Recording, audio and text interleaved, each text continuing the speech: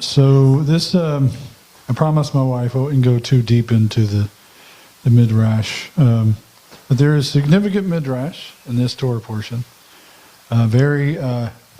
Is very, very wild and very, very. You just got to look for it yourself. It's very interesting. Well, suffice to say that this Torah portion, there's a lot in the actual Torah portion that doesn't make sense. So this week I read an article about a man. It was on Facebook, and it was from a Christian point of view, and they were talking about how their different people have had their children go off to college, and they have a crisis of faith. They lose their faith because some preacher or some professor, made some comment, and they were unable to defend their faith. And there's a lot of Torah portion. I mean, there's a lot of bat mitzvahs. There's a lot of things going on in this season, and each of us as parents, we want to cover our children, right? But there comes a time in life when the religion and the standard of being a bat mitzvah or a bar mitzvah is completely upon the person, right? It's just no longer can we stay. It's my dad's fault. It's my mom's fault. We have to be responsible for our actions. And we can see things that happen in the Torah portion.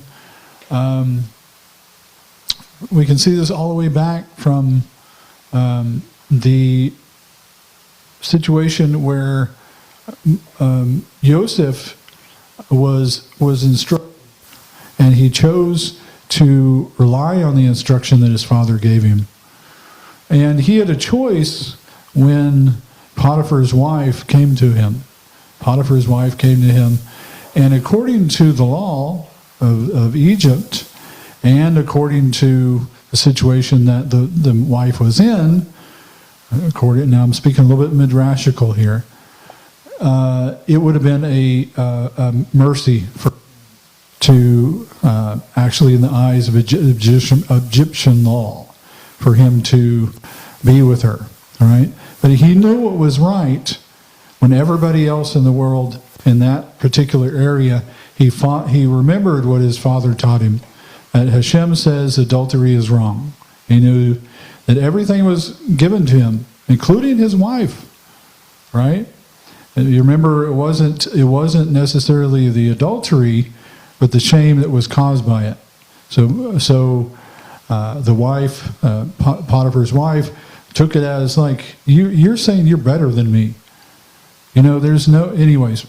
So there's something in the narrative that makes us pause and say, what's going on here? There's a deeper story, okay? So our father Israel says, I hear that they have food in Egypt, right? And his brothers say, they have food in Egypt. And then they go and they take a large sum of money to buy grain, right? But they make it out in the narrative like they are starving to death. If you just read it on its face value, you would think that they were all starving, but they have all these animals, right? They have gifts to give to Pharaoh. These are gifts that spoil quickly, right? So in other words, they're producing this stuff, right? So what is actually being said here, right? It's important as Jews that we look around us at what's happening in the world, right? What would have happened? Let's just think about it in the practical sense, right?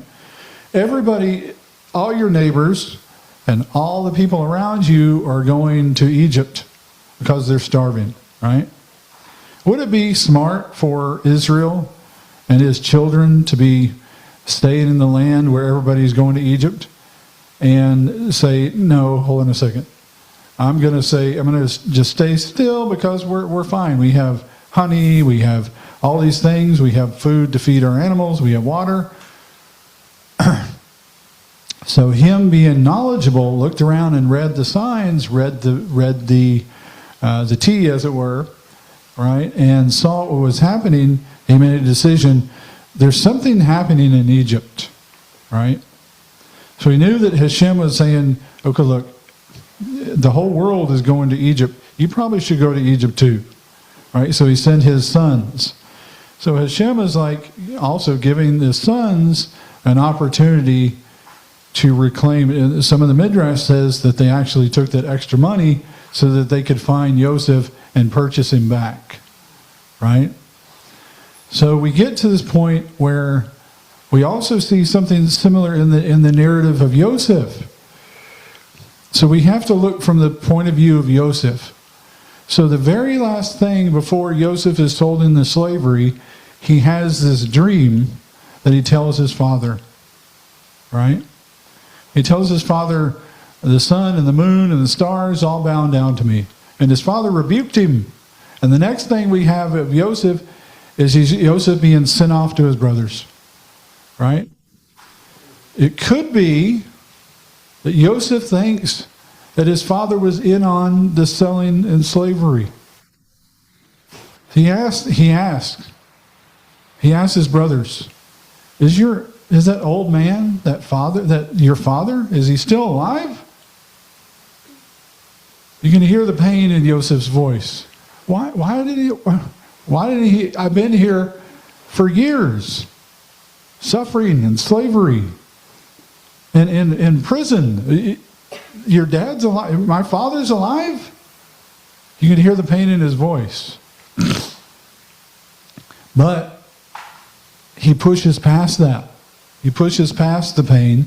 He says, look, I know whatever happened here, it all happened for a reason, right? He also named his child, his firstborn son, I don't remember.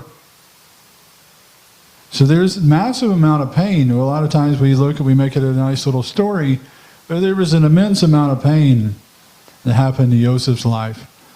And he named his firstborn son, I don't remember, right? And so Hashem is saying, look what's happening, right? It's also saying that we have to be responsible to carry our own selves, our own righteousness, with fear and trembling. And that when we rely on our teachings of our fathers that he brought down to us, that we can rely on that. And Hashem will repay those things that we think we have lost. Shabbat Shalom.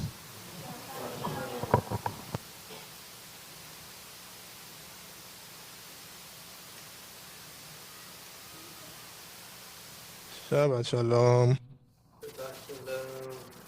Hanukkah Sameach, everybody.